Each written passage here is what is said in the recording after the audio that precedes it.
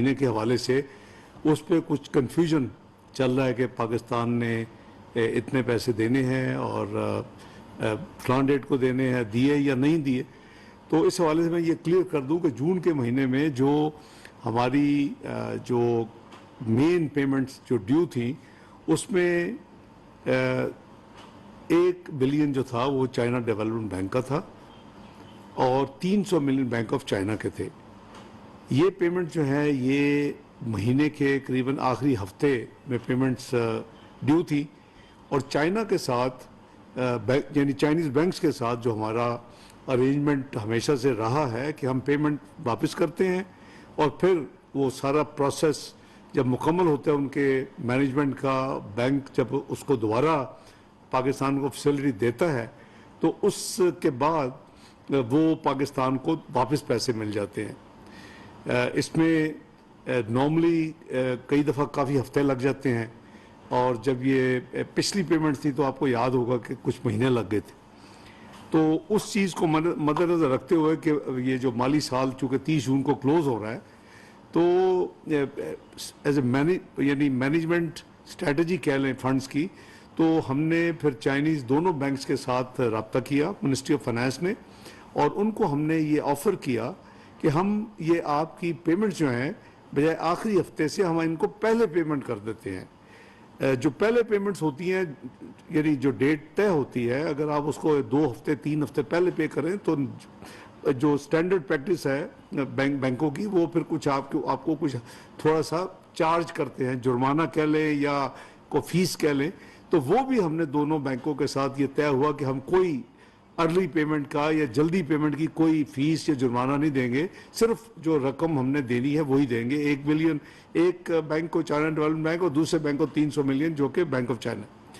तो इनसे ये तय हुआ कि फिर हम फास्ट ट्रैक पे ये दोनों बैंक जो हैं हमारे जो हम पेमेंट्स करेंगे वो पाकिस्तान को वापस कर देंगे। तो जो चाइना डेवलपमेंट बैंक की पेमेंट थी वो मैंने मीडिया में भी देखा कि आई कि 1 बिलियन हमने जो पिछले जो हफ्ता यानी आज जो करंट हफ्ता चल रहा है पीर वाले दिन हमने 12 तारीख को पेमेंट की और वो अल्हम्दुलिल्लाह उन्होंने अपने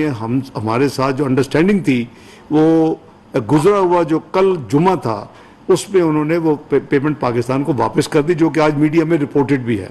तो पाकिस्तान ने आखिरी हफ्ते की अपनी जो एक लायबिलिटी अदा करनी थी वो कर दी और एक हफ्ते के अंदर ही बल्कि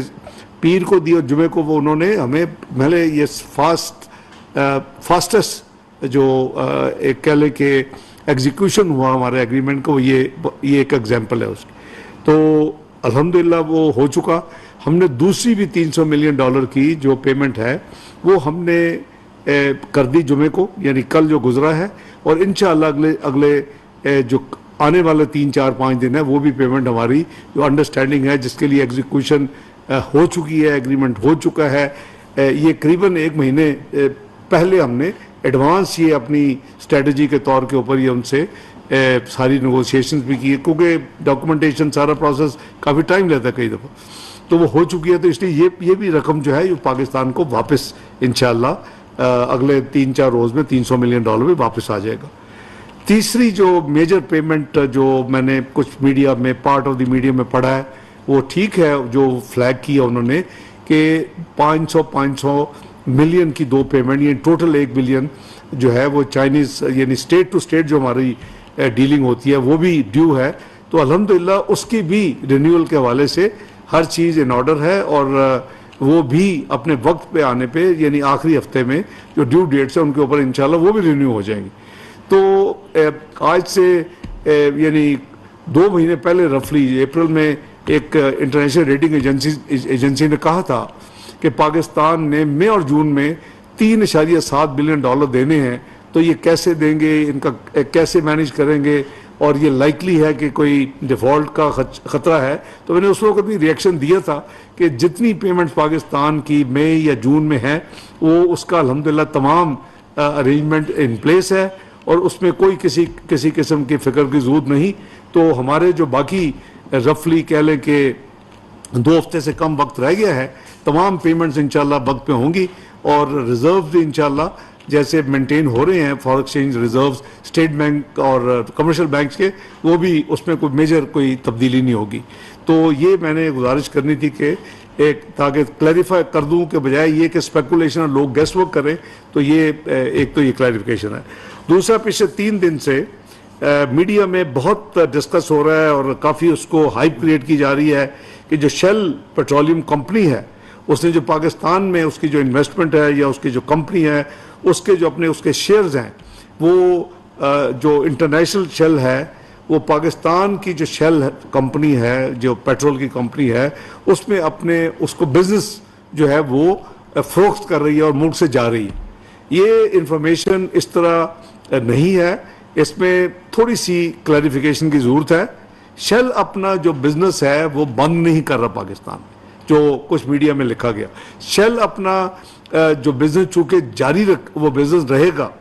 तो उसमें किसी जो कहते हैं कि इतने एम्प्लॉयज़ जो हैं 100 एम्प्लॉयज़ वो फारिग हो जाएंगे, वो ऐसी बात नहीं है।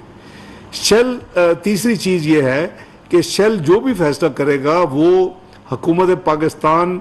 और मुख्तलिफ जो अप्रूवल्स होते हैं इन शेयर्स को भेजने के लिए वो भी उसका भी पाबंद है और उसको भी हमें मद्देनज़र रखना चाहिए। चौथी बात यह है कि शेल अपने एक और इंटरनेशनल इन्वेस्टर को अपने शेयर्स बेचना चाहता है, वो उस पर हमें हमारे लिए ए के नाम हो वो शेयर्स, बी के नाम हो, पाकिस्तान में बिजनेस उसी तरह चलेगा जिस तरह है, और शेल अपने शेयर जो है वो एक और जो है बैरून मुल्क यानी फॉरेन डायरेक्ट इन्वेस्टर को अपने शेयर बेचने चाहते। इसमें मैं समझता हूँ कि कोई परेशान होने की या कोई उसमें इस तरह के कुछ यानी नेगेटिव न्यूज़ क्रिएट करने का कोई ज़रूरत नहीं है। शेल के अपना बिजनेस पाकिस्तान में उसी तरह होगा, एम्प्लॉयज़ उसी तरह रहेंगे, जो नया है उसके अपनी जो उसकी इन्वेस्टमेंट है वो नया जो एक फॉरेन डायरेक्ट इन्वेस्टर है, और ना ही वो यहाँ अपना बिजनेस बेच के और वो अपने रकम लेके और फिर यहाँ से को बाहर लेके जाएगा। तो ये मैं समझता हूँ कि एक क्लैरिफिकेशन की ज़रूरत थी। ये भी एक बात मद्देनज़र रखनी चाहिए कि शेल जो अपना पाकिस्तान में जो उसका इन्वेस्टमेंट है इस कंपनी में, शेल के कंपनी में, और जो उसका बिजनेस है वो सिर्फ पाकिस्तान में नहीं कर रहा, या उसका हमारे यानी पाकिस्तान के हालात से कोई ताल्लुक नहीं है। शेल कई ममालिक में मैंने जो पढ़ा है या जो मेरे नॉलेज में है कि कई ममालिक में शेल ने मसलन जर्मनी है, कुछ यूरोपियन कुछ कंट्रीज़ हैं, इंग्लैंड है, हॉलैंड है, उन्होंने अपना एक होम एनर्जी के कारोबार से एक अलहदगी अपनी सेपरेशन की है, और कई ममालिक में यानी यूरोपियन ममालिक में भी शेल अपने इंटरेस्ट को या बेच रहा है या उसको रीऑर्गेनाइज कर रहा है। तो इसलिए ये उनकी अपनी पॉलिसी है, उनका अपना इंटरनल फैसला है। तो मैं समझता हूँ कि ऐसी खबरों में हमें तवज्जो नहीं देनी चाहिए एक नेगेटिव अंदाज से कि जी शेल पाकिस्तान से निकल रहा है और पाकिस्तान में इन्वेस्टमेंट वो ख़त्म कर रहा है। शेल अपने शेयर्स और इन्वेस्टमेंट एक और दूसरे यानी सरमायाकार को जो कि फॉरेन डायरेक्ट इन्वेस्टर है उनको बेच रहा है। और ये आज हमारी यानी हुकूमत के लिए कोई नई खबर नहीं है, ये कई महीने पहले से हमारे पास ये खबर थी और उनकी आपस में नेगोशिएशंस हो रही होंगी, और अब उन्होंने ऑफिशियली पाकिस्तान स्टॉक एक्सचेंज को भी ये इतला की है इस चीज़ की, और हुकूमत पाकिस्तान को ये कई महीनों से ये पता था। तो इसमें कोई फिक्र वाली बात नहीं है, कोई इसमें जो काम में कोई हर्ज नहीं होगा। कोई जो ऑयल टर्मिनल नेटवर्क है, पेट्रोल पंप्स हैं, वो सारे उसी तरह काम करेंगे। बस इतना है कि जो शेल पाकिस्तान के अंदर जो उसकी इन्वेस्टमेंट है, उसके शेयर्स हैं, वो किसी और के नाम मुंतकिल हो जाएंगे। ना यहाँ से कोई फॉरेन एक्सचेंज उसके बदले में जाना है, ना लोगों ने बेरोज़गार होना है, ना यहाँ बिजनेस बंद होना है। तो मेरी इतला के मुताबिक ये भी नया जो इन्वेस्टर है वो शेल के साथ उनकी ये भी नेगोशिएशन जारी हैं कि शेल का नाम भी रिटेन रहे। यानी नया इन्वेस्टर जो है वो चाहता है कि शेल अपना नाम रखे और वो उनका जो भी होगी कंसिडरेशन। तो ये मैं समझता हूँ कि हुकूमत पाकिस्तान की तरफ से यह क्लैरिफिकेशन दे रहा हूँ ताकि इसके मतलब जो अगर कोई गलतफहमी या कोई जो रिपोर्टिंग हुई है नेगेटिव, उसमें कोई कन्फ्यूजन नहीं होना चाहिए। और हकायक मैंने आपको सामने रख दिए। बहुत शुक्रिया। वफाकी वज़ीर ख़जाना इसहाक़ डार न्यूज़ कॉन्फ्रेंस कर रहे थे।